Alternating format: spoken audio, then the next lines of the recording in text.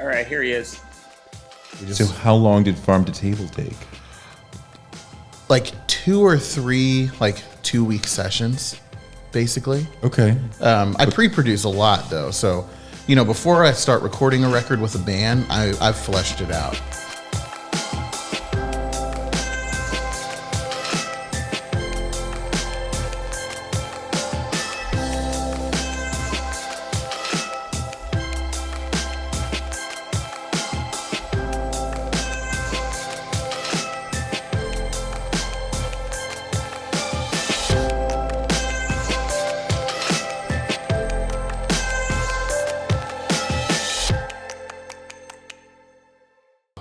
You think hip hop is breaking rules? Successful is to break a rule. The people I think as most Drake is like the most successful, like Nicki Minaj. These people are not breaking rules. But Drake is successful because he broke a big rule early in his career. Which is what? Spilling his guts. Be corny? I'm so down to go down this road. I will talk cash shit about Drake. I love to talk about recording this. I mean, it's my favorite thing. Spilling his guts. Yes, let's go. Is he really spilling his guts? He's not, but he tricked us all. Yes, yes. He tricked us all. He's the greatest actor of all time. 100%. He seems to be like guys who don't get girls think that that's how you right. He's like the first guys who really get girls are like, he's fucking corny. Yes. He's like, okay, what were those books that were like how to get, like the YouTube channels and all the books about getting girls? The player shit. Yeah, I feel like he was like he kind of, I don't want to compare him to that, but you're not wrong. You're not wrong. Sometimes I'm like, I don't know, man, the nice guy thing, like I'm a nice guy, but why don't they call me back? Yeah. That's kind of the energy I get sometimes. Yeah, exactly. Which I'm like, but sometimes he's got bars, and I will say his best shit is when he works with Future. Yeah. Like, anytime they're together on a song, I'm like, yeah, I'm going to the club, I'm getting COVID tonight. It fucking kills me when millennials are like, yeah, Drake is the best rapper of now, of ever, or whatever. He's in my top 5. I'm like, he's not in the top 50. If you can't name 10 rappers who are better than Drake, you have not listened to enough hip hop. I don't know what to say. I have so many thoughts about this. I have so many thoughts about it because there's a part of me that's like, Drake is the corniest, most annoying artist of all time. Yes, but until he does make hits that I like. But in the spirit of being like, okay, but there's some stuff happening here. Like, let me see what's going on. Let me get the microscope out. He's got some good music. I mean, he's made for a person who says Drake is corny. There's a lot of hits that will come on. I'll be like, yo, that's my jam right there. There was Hotline Bling took my life. I don't even know. Hotline Bling is the shit. I can't even remember who I was. I was a different person. Me and my daughter when Hotline Bling rock out on Hotline Bling. Different person. We played it 1,000 times. I was considering getting dread weaves. I was considering getting beard weaves. I was considering changing everything. There's so many times when he jumps on somebody's as a feature, and I'm like, yo, your verse was whack, but Drake's verse I'm fucking with. Dude, Drake will pull up on a song and just ruin your life. And it's just like, we just needed a feature. And we needed a feature, now everyone's embarrassed. Lil Wayne used to do that. Yeah. You get him a feature on your joint, he'll destroy you. He'll eat you alive. And there was a joint, I can't remember, he did the chorus. Or something about clocks or something. And it was like, I don't want to listen to your verse. I just want to listen to his fucking chorus. It was incredible. There was this slightly off subject, but on subject. I would love to see someone just do a deep dive on the Drake battle rap vibes. Drake, Pusha. Drake, and before that, Meek Mill. I'm like, I think it's not right. I thought that people overreacted when Pusha T destroyed Drake. Yeah. They're like, oh, you're bringing family into this. I'm like, I'm sensing a weird colorism thing here. Where, I'm like, this is weird. I'm like, why does everyone care that Pusha T just destroyed Drake? Overall, I think it's not right for rappers to battle Drake. It's akin to battling an R&B artist. Thank you. Right? I was like, he's not that. I was like, you're legitimizing him as a rapper by doing this. Well, the only thing that legitimizes him is sales. right? Like that makes him like eligible to be battled. But as far as music goes, why why were you even paying attention? Why are you even aware that Drake exists? You're a real MC. He's not a real MC. Don't be oh my God, Drake makes people feel so emotional. People get up and very emotional. I think Pusha T is a human being. You know, Drake. Who knows? I could see myself being annoyed. No, I got friends who love Drake to death. I got friends who hate Drake to death. We can fight about it anyway.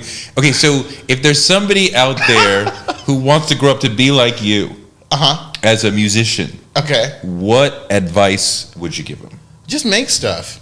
Like, just do it. Make things. Make things no matter how big or how small. I think the most revolutionary act you can do as like a young person of color, as a black person specifically, is to make something that didn't exist before. You know, we've been told forever that our creations and our thoughts mean nothing.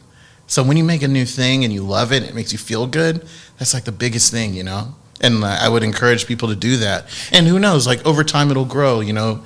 But I think it's first just starting small and starting with people you know. A lot of people reach out to me and they're like, how do I get 1 million streams on a song? It's like, that's not even it. Like, I know people with billions of streams and no fans, you know? It's like, it starts one fan at a time and just like starting small and doing things you actually like. But within what you're saying is don't be afraid to fail. You are gonna fail. Yeah, just do it. All the time. Yeah, and that's okay. And you'll kind of fall in love with that too. With failing. Yeah, because you'll do it and you'll be like, oh man, I've been here before. Cool. Let's just keep making stuff. You know, you get so used to it that you're like, oh yeah, failure, whatever. Like I was playing in bands that no one knows about or will ever know about forever.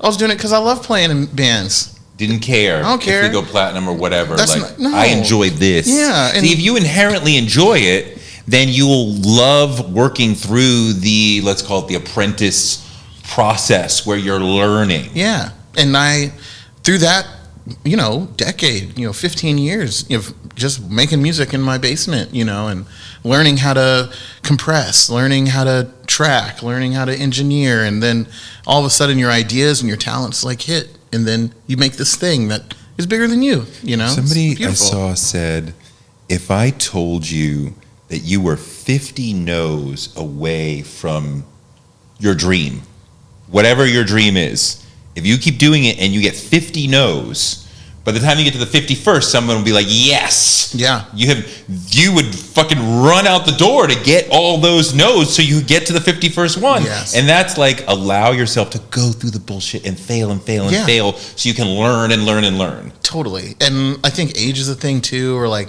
I remember being 26 sitting at my desk job watching Moses Sumney sing on TV and just being like, I'm never going to get, like, how do you get here? You know, it's impossible. You know, or like watching Serpent with Feet after 4 Ethers came out and just being like, oh my God, how do you get there? Wait, you know, but it's like, you can learn to play the guitar. You can learn to play the keyboards. Singing is different. Is there not a God-given, I mean, you can learn certain techniques, but there is a God-given aspect, right? Like certain people can sing and certain people, you will never learn that. I mean, look, I feel like in rock music, there's a lot of people who cannot sing.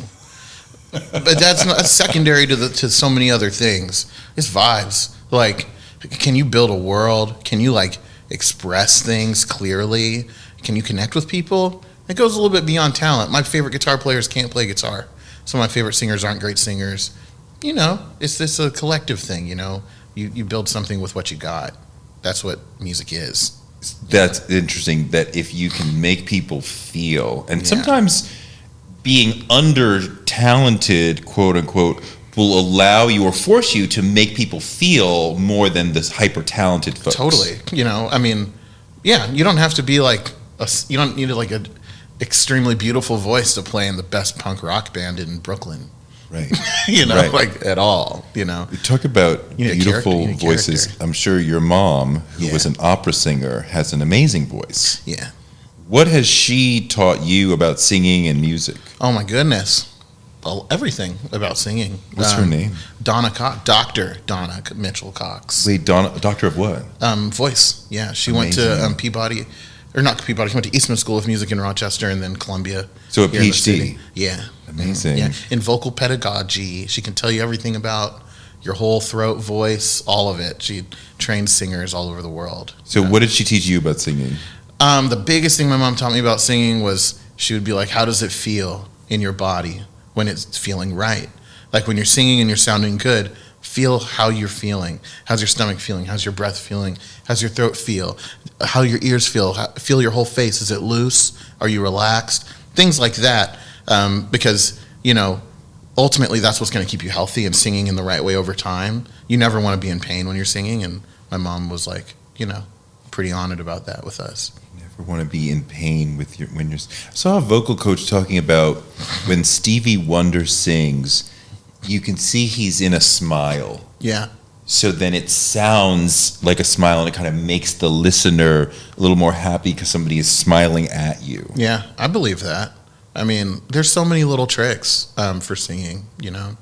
I remember, my first experiences singing were in church, and something that my mom said that I believe to this day, the beautiful thing about black churches is, you know, when the Spirit moves through the church, you know, the band is like, doom, doom, doom, doom, doom, doom, doom, doom, doom. Someone sprints across the stage, you know, someone falls out screaming.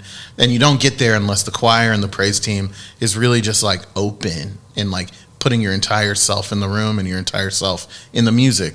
And like, I don't go to church anymore, but I do shows. And when I do shows, it's like with the band, I'm like, you got to be 100% on stage, 100% in the room, present, so the Spirit can move through you, so you can be a channel. So other people in the room can connect. And I feel like that's what I felt when I would go to hardcore shows when I was a kid. That's what I feel now when I see Turnstile play in Baltimore. I see the Spirit move. It's just crazy. Okay, wait. So let's talk about DC.